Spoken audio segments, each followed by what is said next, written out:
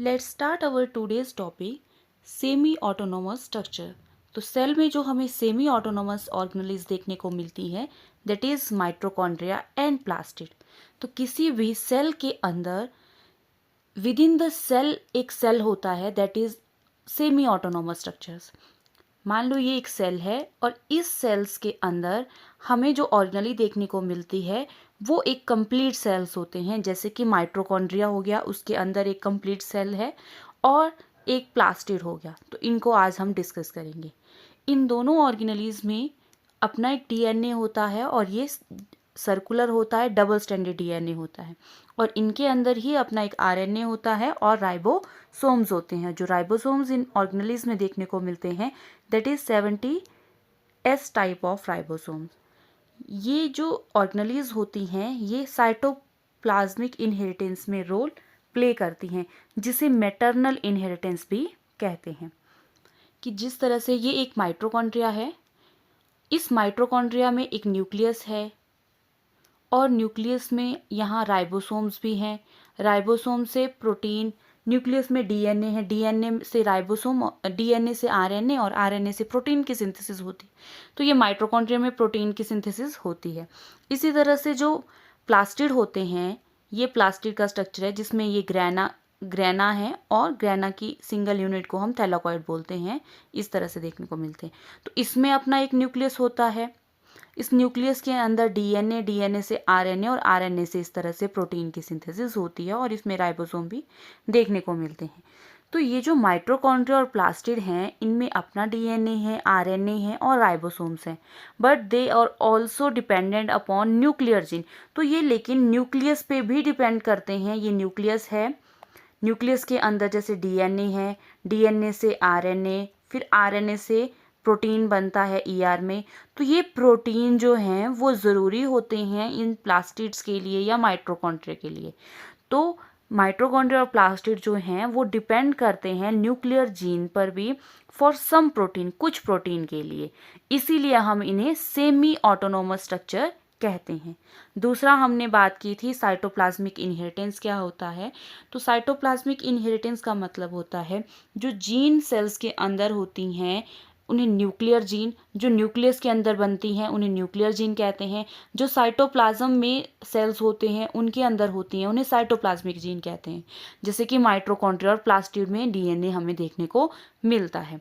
देखो एक एग्जाम्पल के तौर पे हम देखते हैं कि जो मेल गैमीट्स होते हैं उनमें सेंटर में न्यूक्लियस होता है, उसका न्यूक्लियस, और जो female gamete for example ovum हम ले सकते हैं, इसमें माइटोकॉन्ड्रिया है। अगर हम प्लांट्स की बात करें तो उसमें हमें प्लास्टिड भी देखने को मिलता है।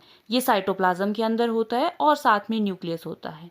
तो जब इनकी फ्यूज़न होता है, मेल गैमीट जो है वो फीमेल गैमीट के साथ फ्यूज़ करती है, तो मेल से जो न्यूक्लियस है वो फ्यूज़ करेगा और जो फीमेल का न्यूक्लियस है वो फ्यूज़ करेगा।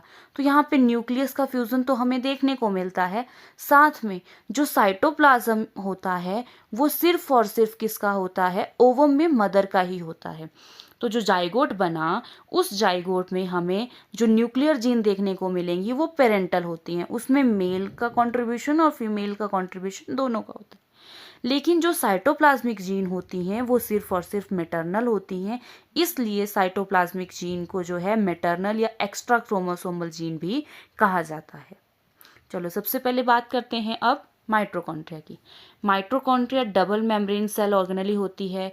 ये सेमी ऑटोनोमस सेल ऑर्गेनेली है। इसे power house of the cells कहते हैं क्योंकि एटीपी की फॉर्मेशन यहीं पर होती है। इट ऑल्सो नोन एज कॉन्ड्रियोसोम, इसे कॉन्ड्रियोसोम भी कहा जाता है या कॉन्ड्रियोमाइट भी से ही कहा जाता है।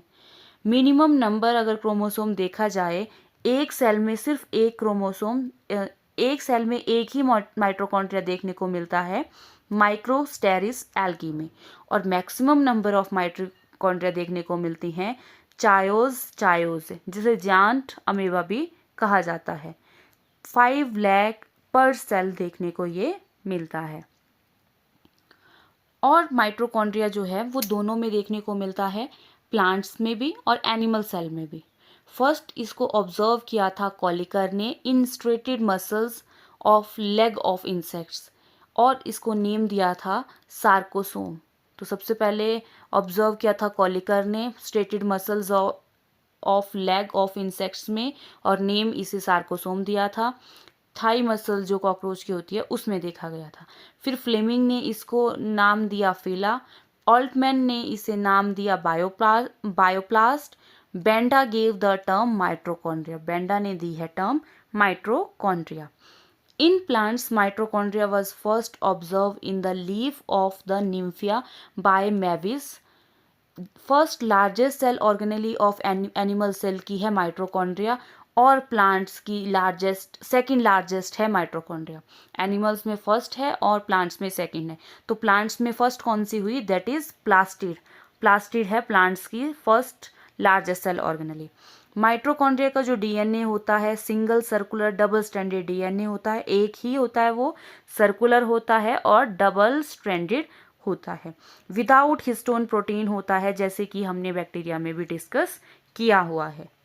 जो डीएनए होता है माइट्रोकॉन्ड्रिया का, it also known as mitochondria DNA से कहते हैं। हेलिकेज एंजाइम माइट्रोकॉन्ड्रिया के जो अंदर होता है that is called as twinkle. ये हेलिकेज का काम होता है, जो डबल स्ट्रक्चर्स होता है उसकी डबलिंग को ये रिमूव करता है, मतलब सिंगल स्ट्रैंड में इसको जो करता है दैट इज हेलिकेज एंजाइम, और इसे ट्विंकल कहा जाता है। DNA of mitochondria of some trypanosoma और लेशमानिया और ट्रिपैनोसोमा जो है वो प्रोटोजोन्स हैं, जिन्हें फ्लैजलेट्स कहते हैं। इनके माइट्रोकॉन्ड्रिया के डीएनए को कहा जाता है किनेटोप्लास्टिड डीएनए, और जो माइट्रोकॉन्ड्रिया फ्लैजलेट्स का है इन्हें किनेटोप्लास्ट कहा जाता है। किनेटोप्लास्ट होते हैं ये, इन फ्लैजलेट्स के माइट्रोकॉन्ड्रिया को किनेटोप्लास्ट बोला जाता है, और फिर उस माइट्रोकॉन्ड्रिया के डीएनए को किनेटोप्लास्ट डीएनए कहा जाता है। स्मॉलेस्ट माइट्रोकॉन्ड्रिया देखा गया है प्लाज्मोडियम फेल्सीपेरम में। लार्जेस्ट माइट्रोकॉन्ड्रिया देखा गया है कार्डियक मसल्स में। नेक्स्ट बात करते हैं, माइट्रोकॉन्ड्रिया अब्सेंट होता है ट्राइकोमोनास विजेनिलिस में, और इनकी जगह माइट्रोकॉन्ड्रिया की जगह तो इसमें क्या होता है, दैट इज हाइड्रोजिनोमोनास फाउंड होता है, और ये हाइड्रोजिनोमोनास जो है फिर एटीपी की सिंथेसिस करता है। राइबोसोम्स ऑफ माइट्रोकॉन्ड्रिया, माइट्रोकॉन्ड्रिया में जो राइबोसोम्स होते हैं इन एनिमल्स हमें देखने को मिलता है 50s, इंपॉर्टेंट है ये। तो 50s की जो स्मॉलर यूनिट होती है दैट इज 25s, और जो लार्जर यूनिट होती है दैट इज 35s। और प्लांट्स में जो हमें राइबोसोम माइट्रोकॉन्ड्रिया में जो राइबोसोम मिलते हैं that is 70s type of ribosome, जिसकी स्मॉलर यूनिट 30s की होती है और लार्जर यूनिट 50s की होती है। नेक्स्ट इसके बाद बात करते हैं माइट्रोकॉन्ड्रिया की लेयर की।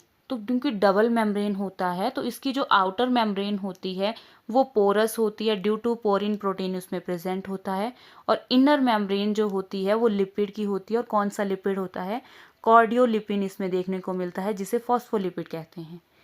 और इनमें जो ट्रांसलोकेज प्रोटीन देखने को मिलती है, तो जो आउटर माइट्रोकॉन्ड्रियल मेम्ब्रेन में देखने को मिलती है that is translocase of outer mitochondrial membrane, और translocase of inner mitochondrial membrane, जिसे TIM कहते हैं। माइट्रोकॉन्ड्रिया अगर बिना आउटर मेम्ब्रेन के है तो उस माइट्रोकॉन्ड्रिया को कहा जाता है मीटोप्लास्ट। तो mitochondria without outer membrane is called as मीटोप्लास्ट।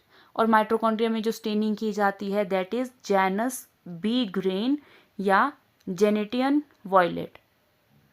Marker enzyme जो माइट्रोकॉन्ड्रिया के लिए होता है that is succinate dehydrogenase enzyme, ये हमें देखने को मिलता है इनर माइट्रोकॉन्ड्रिया मेम्ब्रेन में। ये ज़रूरी होता है ETS साइकिल के लिए, और ये देखने को मिलता है इनर माइट्रोकॉन्ड्रियल मेम्ब्रेन में। बाकी जो भी एंजाइम है ETS साइकिल के वो सभी हमें मैट्रिक्स में देखने को मिलते हैं।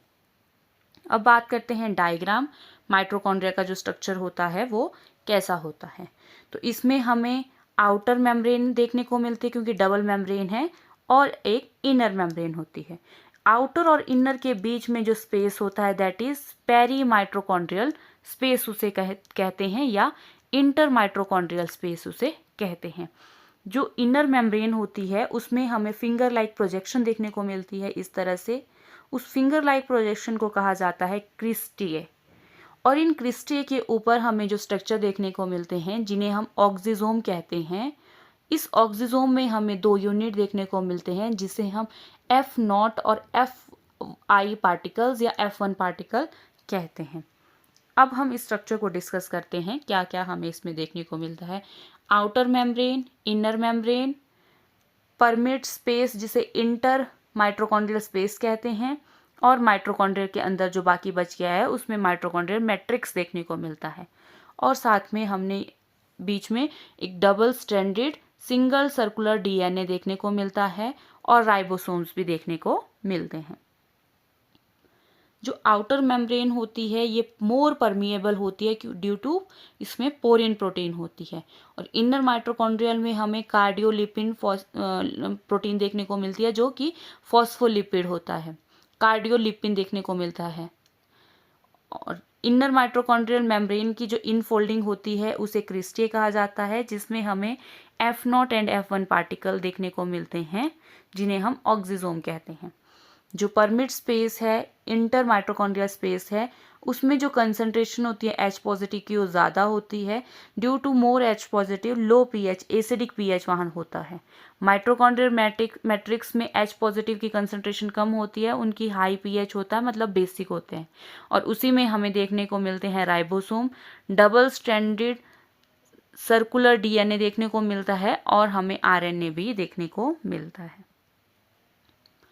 फर्स्ट अगर हम बात करें ऑक्सीजोम F0 और F1 पार्टिकल्स की, तो ऑक्सीजोम टर्म जो है वो लेंगर ने दी थी। F0 F1 पार्टिकल को डिस्कवर किया था फर्नांडीज मोरन ने। ऑक्सीजोम या F0 F1 particle is also known as Fernandez Moran particles भी नहीं कहा जाता है।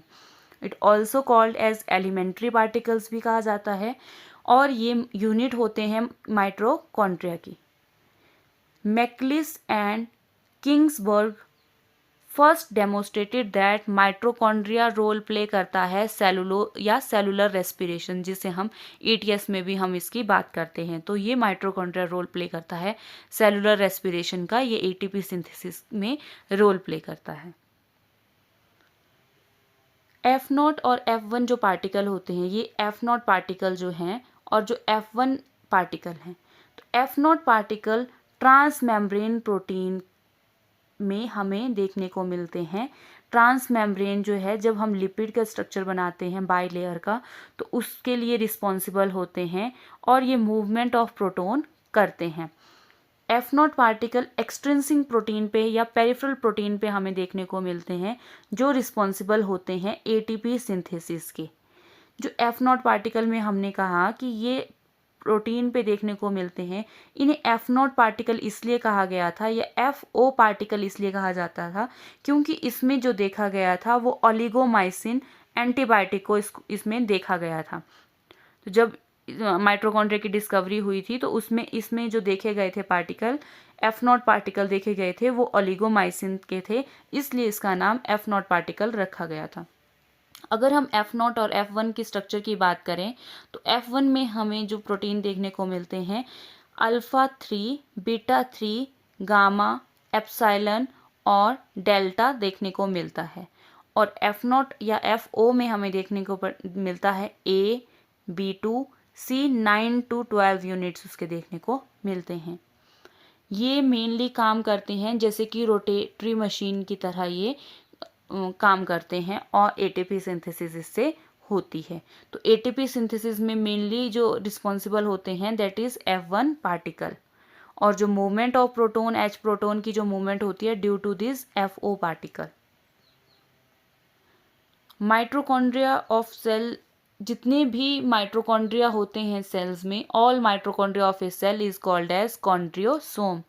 क्या क्या फंक्शन करते हैं, तो एरोबिक रेस्पिरेशन करते हैं, ATP सिंथेसिस करते हैं माइटोकॉन्ड्रिया, साइट होते हैं ये क्रैब साइकिल के लिए, और प्लांट्स में ये फोटो रेस्पिरेशन करते हैं। तो फोटो रेस्पिरेशन जो है उसके लिए जो ऑर्गेनेलीज रिक्वायर्ड होती हैं that is chloroplast, peroxisome and mitochondria. Next हम डिस्कस करते हैं प्लास्टिड, जो दूसरी सेमी ऑटोनोमस ऑर्गेनेली है दैट इज प्लास्टिड। प्लास्टिड भी डबल मेम्ब्रेन होती है, टर्म दिया है हैकल ने और इसकी डिस्कवरी की है स्किम्पर ने। प्रेजेंट होते हैं ये प्लांट सेल में, यूग्लिनॉइड में भी देखने को मिलते हैं। यूग्लिनॉइड जो है वो प्रोटिस्टा है। तो प्लास्टिड 3 तरह के होते हैं, क्लोरोप्लास्ट, क्रोमोप्लास्ट और ल्यूकोप्लास्ट। प्लास्टिड में जो डीएनए होता है सर्कुलर होता है, डबल स्टैंडर्ड डीएनए होता है, इसमें राइबोसोम 70S टाइप का होता है, इसमें आरएनए देखने को मिलता है। और जो आउटर मेम्ब्रेन होती है वो मोर परमिएबल होती है due to presence of porin protein, क्योंकि इसमें प्रोटीन देखने को मिलता है। और डीएनए इसका नेक्ड होता है, विदाउट हिस्टोन प्रोटीन होता है। जो प्लास्टिड 3 तरह के होते हैं, क्लोरोप्लास्ट ये ग्रीन कलर का होता है, क्रोमोप्लास्ट डिफरेंट कलर का होता है, ल्यूकोप्लास्ट जो है वो कलरलेस होता है और ये स्टोरेज में रोल प्ले करता है। डिफरेंट टाइप होते हैं ल्यूकोप्लास्ट के जो डिफरेंट स्टोरेज करते हैं। अगर पूछा जाए कार्बोहाइड्रेट की जो स्टोरेज करता है उस ल्यूकोप्लास्ट का नाम है दैट इज अमाइलोप्लास्ट। एलिरोप्लास्ट प्रोटीन को स्टोर करता है और एलियोप्लास्ट जो है ऑयल और लिपिड या फैट को स्टोर करने का काम करता है। तो फर्स्ट हम डिस्कस करते हैं क्लोरोप्लास्ट को। क्लोरोप्लास्ट की जो टर्म है वो स्किम्पर ने दी है। ये डबल मेम्ब्रेन ऑर्गेनेली होती है। किचन ऑफ द प्लांट इसे कहा जाता है, क्योंकि सारा जो प्लांट की जो मेकिंग ऑफ फूड या प्रोसेस ऑफ फोटोसिंथेसिस जो है वो क्लोरोप्लास्ट की वजह से होती है, वहाँ पर ही होती है। आउटर मेम्ब्रेन इसकी पोरिन प्रोटीन देखने को मिलती है, ribosome 70S type of, DNA circular होता है, डबल स्टैंडर्ड होता है। इसके अंदर हमें स्टॉक ऑफ थैलाकॉइड देखने को मिला जाता है और जिसको हम कहते हैं grana. Chloroplast contain pigment chlorophyll. Chloroplast में हमें जो पिगमेंट देखने को मिलता है उसे क्लोरोफिल कहा जाता है। ये लिपिड सॉल्युबल पिगमेंट होता है। Green plants and green algae में हमें क्लोरोफिल ए और क्लोरोफिल देखने को मिलता है। ब्राउन एल्गी में chlorophyll A and chlorophyll C. Red algae में chlorophyll A and chlorophyll D. Xanthophyceae में क्लोरोफिल ए क्लोरोफिल ई देखने को मिलता है। जेंथोफाइसिस जो है येलो ग्रीन कलर की एल्गी होती है। Chlorophyll A is also known as universal pigment, क्योंकि ये सभी जितने भी हमने एल्गी पढ़ा उन सब में हमें देखने को मिला है, क्लोरोफिल ए सभी में था। तो यूनिवर्सल पिगमेंट होता है, present in all photosynthetic organelle. सभी फोटोसिंथेटिक ऑर्गेनली में ये हमें देखने को मिलता है। अगर बात करें डिफरेंस की क्लोरोफिल ए और क्लोरोफिल बी में, तो क्लोरोफिल ए का जो स्ट्रक्चर होता है पूरा, उस पूरे स्ट्रक्चर के थर्ड इसमें हमें जो पायरोल रिंग्स देखने को मिलते हैं। क्लोरोफिल के स्ट्रक्चर की अगर हम बात करें उसमें हमें 4 पायरोल रिंग देखने को मिलते हैं। तो जो दूसरे नंबर की पायरोल रिंग होती है उसके थर्ड कार्बन पे अगर होगा CH3 ग्रुप तब तो वो क्लोरोफिल ए है, और अगर थर्ड कार्बन पे CHO ग्रुप होगा तो उसे क्लोरोफिल बी कहा जाता है। सिंपल फॉर्मूले की बात करें क्लोरोफिल ए का होता है C55H72O5N4Mg।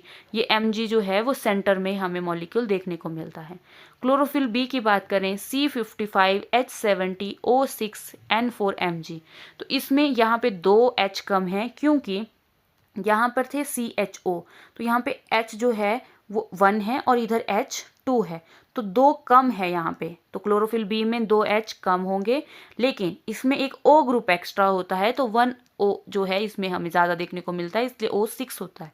और जो ऊपर वाला क्लोरोफिल ए का है उसमें H72 और O5 होते हैं। बस यही मेन डिफरेंस है इनके स्ट्रक्चर में। अगर क्लोरोफिल का स्ट्रक्चर देखें कि किस तरह से ये पायरोल रिंग क्या पूरा स्ट्रक्चर होता है, तो दैट इज़ क्लोरोफिल पहले तो लिपिड सॉल्युबल होती है। इसके सेंटर में हमें मैग्नीशियम आयंस देखने को मिलते हैं। टोटल अगर कार्बन बोले तो C55 होती है। तो इसमें एक हेड रीजन होता है और एक टेल रीजन होता है। हेड रीजन में टोटल 35 कार्बन आ जाते हैं और टेल में 20 कार्बन आते हैं। और इसमें हमें एक पोरफायरिन रिंग देखने को मिलती है। पोरफायरिन रिंग जो बनी होती है उसके अंदर 4 पायरोल रिंग्स होते हैं। मैग्नीशियम आयन सेंटर में होता है। साइक्लोपेंटेन रिंग हमें देखने को मिलती है जो अटैच्ड होती है थर्ड पायरोल रिंग पे। तो थर्ड पायरोल रिंग पे हमें एक तो याद रखना है कि हमें साइक्लोपेंटेन अटैच्ड होता है और 4 पायरोल रिंग टोटल होते हैं। टेल की बात करें उसे कहा जाता है टेट्रा आइसोप्रियनॉइड स्ट्रक्चर, और ये अटैच्ड होता है 4th पायरोल रिंग की। तो अगर इसके स्ट्रक्चर को सिंपल देखा जाए कि पायरोल रिंग्स कैसे होते हैं, तो एक पायरोल रिंग का मतलब होता है इस तरह से, इस तरह से ये स्ट्रक्चर होता है और N लगा होता है और N के ऊपर लोन पेयर होते हैं और इधर दो डबल डबल ये स्ट्रक्चर होता है double. This is the pyrrole ring. तो ये एक पायरोल रिंग है। तो ऐसी एक यहाँ पे होगी, दूसरी यहाँ पे होगी, तीसरी यहाँ पर होगी और चौथी यहाँ पे होगी। ये हमने 4 पायरोल रिंग्स बनाए। मैंने पूरा स्ट्रक्चर नहीं ड्रॉ किया है, जस्ट सिंपली यहाँ इन इन इन सर्कल की स्पेस पे पायरोल रिंग का स्ट्रक्चर होना है। नेक्स्ट हमें याद करना है कि जो थर्ड पायरोल रिंग है उसमें एक और स्ट्रक्चर अटैच्ड होता है और उस स्ट्रक्चर को कहा जाता है साइक्लोपेंटेन रिंग।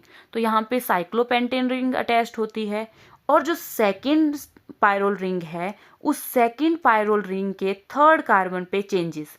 अगर थर्ड कार्बन पे CH3 होता है तो क्लोरोफिल A कहा जाता है। अगर थर्ड कार्बन में CHO ग्रुप होता है तो उसे क्लोरोफिल B कहा जाता है।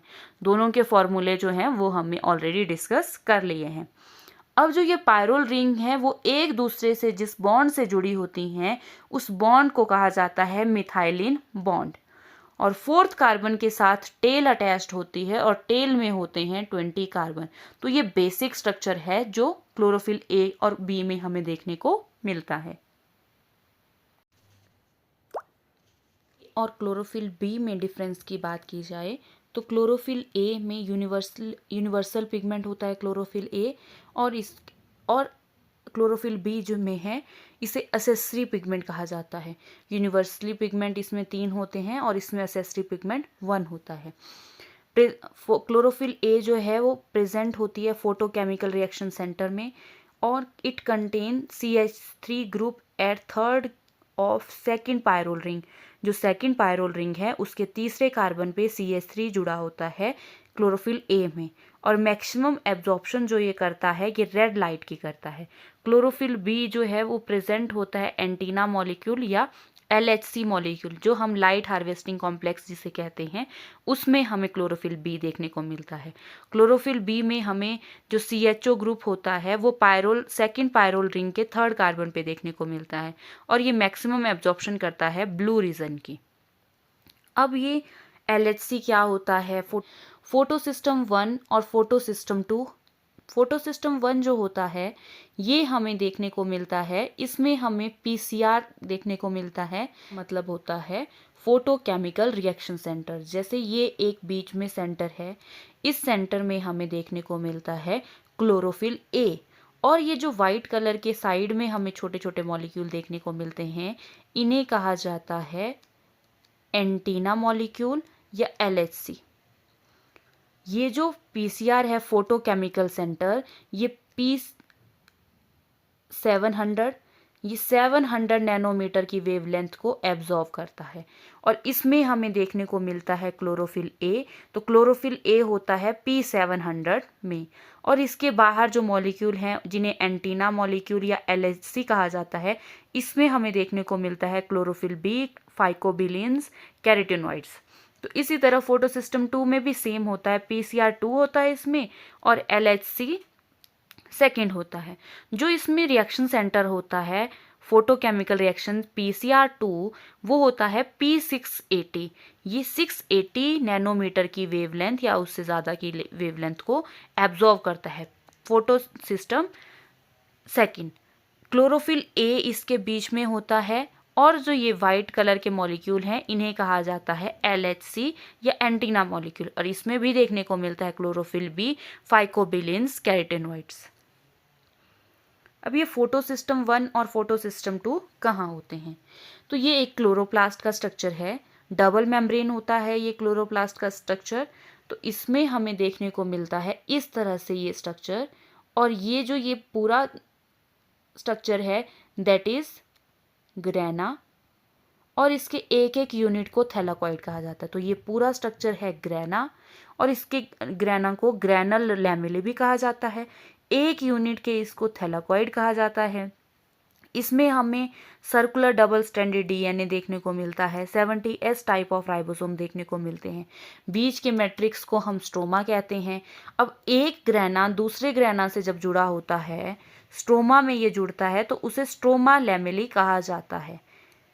अब सेकंड अगर हम बात करें तो इसमें जो सबसे ऊपर वाला पोर्शन है वो ऊपर से किसी से दबा हुआ नहीं है, लेकिन ये नीचे वाले जो थैलाकॉइड हैं वो अप्रेस्ड होते हैं, किसी ना किसी से ऊपर वाले से नीचे वाला जो है दबा हुआ है, तो इन्हें अप्रेस्ड पोर्शन या non apprised portion, non apprised हुआ जो ऊपर में देखने को मिलता है और अप्रेस्ड हुआ जो ये बीच बीच में देखने को मिल रहे हैं। तो जो फोटो सिस्टम 1 होता है वो हमें देखने को मिलता है नॉन अप्रेस्ड में ही, जहाँ पे नॉन अप्रेस्ड पोर्शन है वहीं पे हमें फोटो सिस्टम 1 देखने को मिलता है, और फोटो सिस्टम 2 हमें देखने को मिलता है अप्रेस्ड साइट में भी, जो ये अप्रेस्ड साइट है इनमें देखने को मिलता है। और ये काम क्या करता है, यहाँ पर अगर हम स्टोमा की बात करें, स्टोमा लैमेली में कोई अप्रेस्ड पोर्शन नहीं है, कोई इसके ऊपर या नीचे से नहीं है, तो इसमें कोई अप्रेस्ड नहीं है, तो ये भी नॉन अप्रेस्ड पोर्शन ही होता है। तो नॉन अप्रेस्ड में हमें सिर्फ और सिर्फ फोटो सिस्टम 1 ही देखने को मिलता है। अब ये करते क्या हैं, जो NADP रिडक्टेज एंजाइम होता है वो हमें सिर्फ और सिर्फ देखने को मिलता है इस अप्रेस्ड पोर्शन पे ही। तो यहाँ पे अप्रेस्ड पोर्शन है तो यहाँ पे NADP रिडक्टेज एंजाइम प्रेजेंट है, और स्टोमा में हमें कोई अप्रेस्ड पोर्शन नहीं देखने को मिलता है, तो वहाँ पर कोई भी NADP molecule reductase enzyme present नहीं है। ये NADP रिडक्टेज एंजाइम हेल्प करता है फॉर्मेशन ऑफ NADPH। तो NADPH की फॉर्मेशन होती है due to this reductase enzyme. यहाँ पर कोई रिडक्टेज नहीं है तो लैक ऑफ NADP एंजाइम भी, और यहाँ पे नो NADP फॉर्मेशन नहीं होती है। जैसे मैंने ये अप्रेस्ड और नॉन अप्रेस्ड बताया, नॉन अप्रेस्ड रीजन जो है सिर्फ और सिर्फ फोटो सिस्टम 1 होता है, और अप्रेस्ड रीजन में हमें फोटो सिस्टम 2 देखने को मिलता है। स्टोमा लैमेली में कोई अप्रेस्ड पोर्शन नहीं है, तो ये नॉन अप्रेस्ड ही है, तो इसलिए हमें फोटो सिस्टम 1 ही देखने को मिलता है। अब जहाँ पे अप्रेस्ड पोर्शन है वहाँ पर हमें दोनों देखने को मिले, फोटो सिस्टम 1 और फोटो सिस्टम 2। तो फोटो सिस्टम 1 और 2 दोनों हमें जहाँ देखने को मिले हैं वहाँ होती है नॉन साइक्लिक फोटो फॉस्फोराइलेशन, जो हम नेक्स्ट चैप्टर में डिस्कस करेंगे। अभी जब हम जर्नल सा और बेसिक सा आइडिया दे रहे हैं कि क्लोरोप्लास्ट में ये किस तरह से प्रोसेसिंग होती है, तो नॉन साइक्लिक फोटो फॉस्फोराइलेशन जो होती है वो इस ग्रैना लैमेली में हमें देखने को मिलती है। स्टोमा लैमेली में सिर्फ फोटो सिस्टम 1 है, तो फोटो सिस्टम 1 होने की वजह से यहाँ साइक्लिक फोटो फॉस्फोराइलेशन होती है फोटो सिस्टम 1 की वजह से।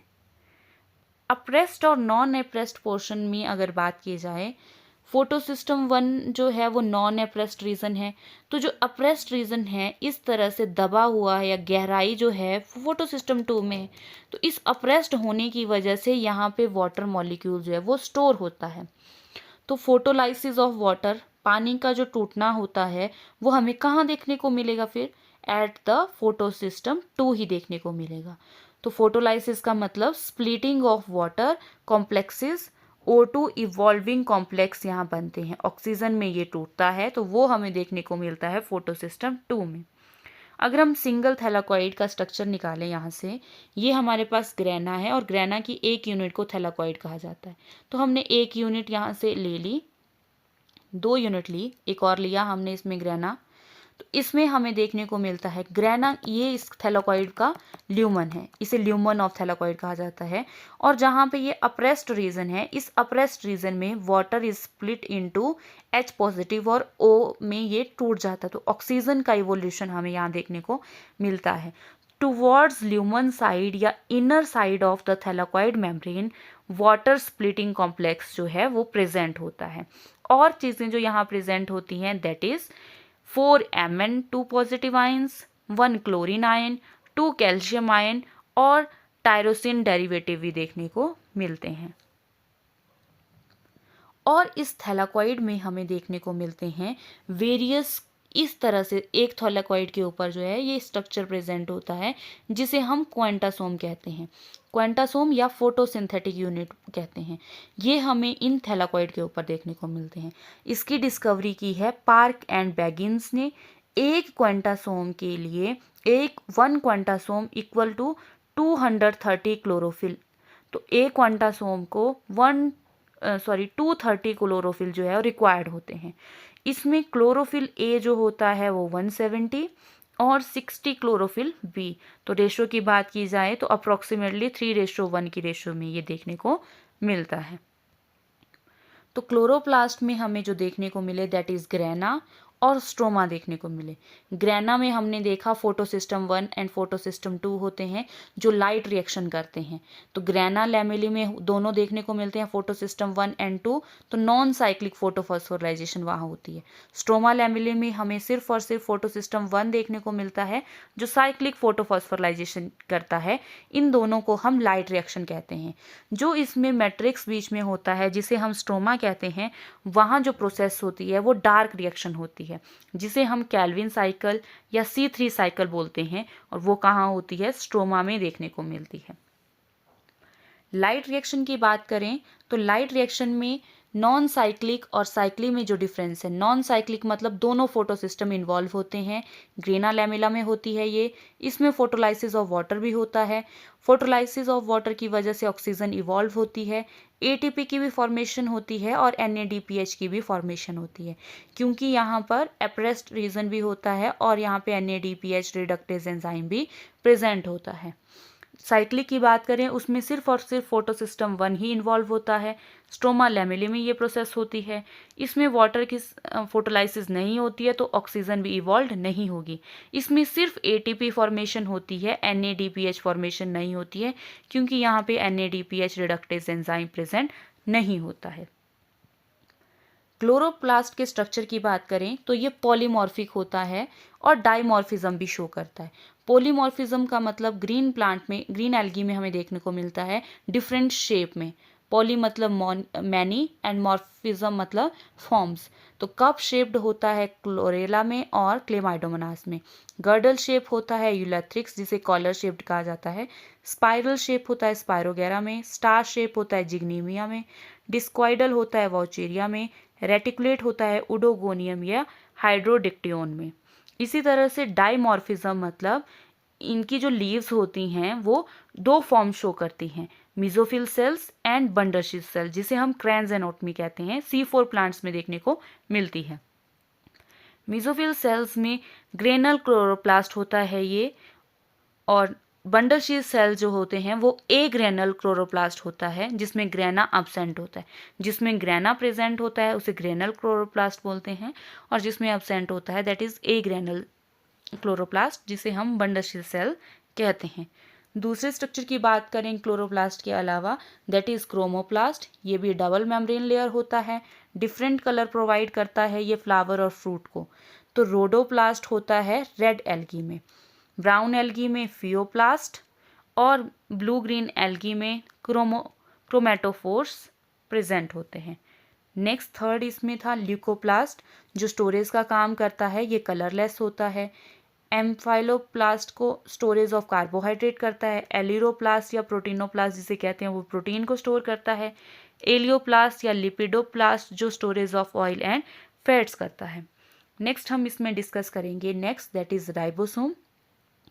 राइबोसोम फर्स्ट एब्जॉर्व किया था कैलोड ने इन माइक्रोसोम। तो माइक्रोसोम क्या होता है ये हमने पहले भी डिस्कस किया है कि जब हम को सेंट्रीफ्यूगेशन प्रोसेस करते हैं, उसको जब हम तोड़ते हैं, सेंट्रीफ्यूगेशन करते हैं जब की, तो के जो फ्रेगमेंट्स होते हैं वो छोटे छोटे टुकड़ों में टूट जाते हैं जिन्हें हम माइक्रोसोम कहते हैं। तो में क्योंकि हमने RER में राइबोसोम भी डिस्कस किया तो इसके फ्रेगमेंट्स जब टूटते हैं उन RER के फ्रेगमेंट्स में देखने को मिला स्ट्रक्चर, उसे कहा गया था माइक्रोसोम। तो उस माइक्रोसोम में राइबोसोम प्रेजेंट होते हैं। उन राइबोसोम्स को ऑब्जर्व किया था सबसे पहले कैलोड ने, और कहाँ से ऑब्जर्व किया था, उस माइक्रोसोम के अंदर के राइबोसोम्स को कैलोड ने डिस्कवर किया था। नॉन मेम्ब्रेनस सेल ऑर्गेनली होती है ये, स्मॉलेस्ट सेल ऑर्गेनली है, और ये क्योंकि और एक ऑर्गेनली है, उस के अंदर ही राइबोसोम्स हमें देखने को मिलते हैं, तो इसे ऑर्गेनली विद इन ऑर्गेनली भी कहा जाता है। ये प्रोटीन फैक्ट्री का कहते हैं इसे, क्योंकि प्रोटीन सिंथेसिस जो है वो राइबोसोम की वजह से होता है। और क्रेडिट इसकी डिस्कवरी का दिया जाता है पैलेड को, और इन्हें पैलेड ग्रैन्यूल या पैलेड पार्टिकल्स भी कहा जाता है। प्लांट सेल में जो राइबोसोम ऑब्जर्व किए थे वो ब्राउन और रॉबिन्सन ने किए थे। राइबोसोम में राइबोन्यूक्लियोप्रोटीन होती है जिसे RNP कहते हैं। राइबोन्यूक्लियोप्रोटीन, न्यूक्लियो मतलब न्यूक्लिक एसिड होता है, तो इसमें RNA होता है और प्रोटीन इसमें R प्रोटीन होती है। दोनों में ये प्रेजेंट होती है। प्रोकैरियोट्स में भी राइबोसोम देखने को मिलते हैं और यूकैरियोट्स में भी देखने को मिलते हैं। जो RNA प्रोकैरियोट्स में होता है और R प्रोटीन होती है इसमें, उसकी रेशो प्रोकैरियोट्स में होती है 60:40 और यूकैरियोट्स में रेशो देखने को मिलती है 50:50। इन यूकैरियोट्स जो होते हैं फ्री फॉर्म में जो देखने को मिलते हैं वो साइटोसोल्स में होते हैं और ATS टाइप के होते हैं, और जो माइटोकॉन्ड्रिया और प्लास्टिड में देखने को मिलते हैं वो 70S टाइप के होते हैं। और कुछ हमें बाउंडेड फॉर्म में भी देखने को मिलते हैं, जैसे हमने देखा कि एंडोप्लाज्मिक रेटिकुलम के ऊपर राइबोसोम प्रेजेंट होते हैं। दूसरा, हमें न्यूक्लियस की जो मेम्ब्रेन होती है जिसे न्यूक्लियर मेम्ब्रेन कहते हैं, उसके ऊपर भी हमें बाउंडेड फॉर्म में राइबोसोम देखने को मिलते हैं। तो राइबोसोम जो है वो फ्री फॉर्म में साइटोसोल में प्रेजेंट होते हैं, और जो राइबोसोम एंडोप्लाज्मिक रेटिकुलम या न्यूक्लियर मेम्ब्रेन पे बाउंडेड फॉर्म में देखने को मिलते हैं।